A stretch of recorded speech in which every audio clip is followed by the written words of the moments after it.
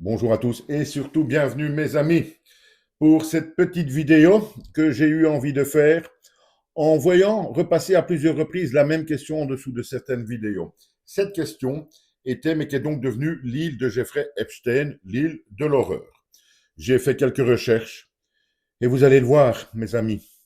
Je pense qu'on vit dans un monde des fois hallucinant, voire même incroyable. Quand j'ai vu ce qu'elle allait devenir, je me suis dit ça c'est pas possible.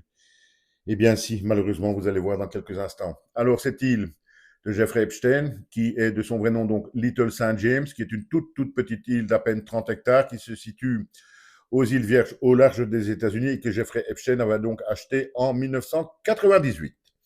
Depuis la disparition de celui-ci en 2019, l'île a été gérée par sa succession et ce jusqu'en mai 2023, moment où elle est donc vendue pour approximativement la moitié de sa valeur estimée qui était de 125 millions.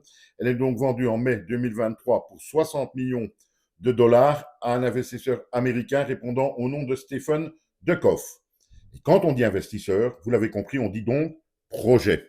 Et c'est là, comme je vous le disais au début de cette vidéo, on est vraiment dans un monde qui devient, selon moi, complètement fou, puisque cet investisseur américain veut faire de cette île, l'île de Jeffrey Epstein, l'île de l'horreur, il veut tout simplement en faire un complexe hôtelier de luxe. Vous avez bien entendu, l'île de Jeffrey Epstein va devenir normalement un complexe de luxe, un complexe hôtelier de luxe. Je n'en reviens pas.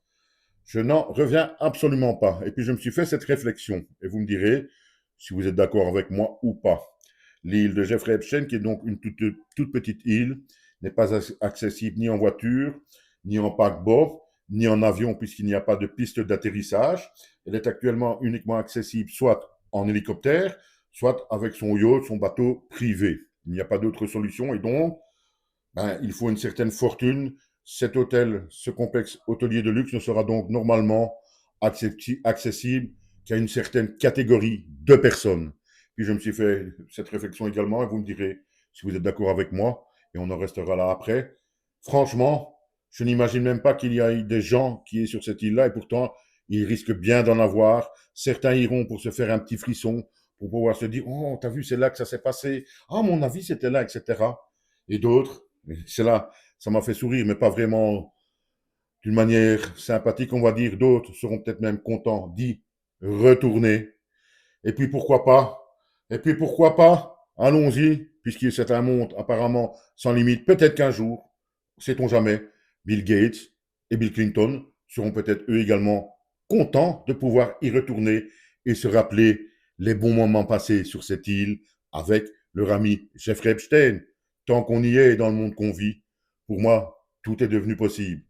Mais de là à faire de cette île aux horreurs, parce qu'il faut quand même bien se dire donc que pas mal de jeunes filles et de mineurs ont vu leur vie basculer tragiquement, faire de cet endroit, de ce petit endroit, un complexe de luxe, un complexe hôtelier de luxe, franchement, dans quel monde vit-on?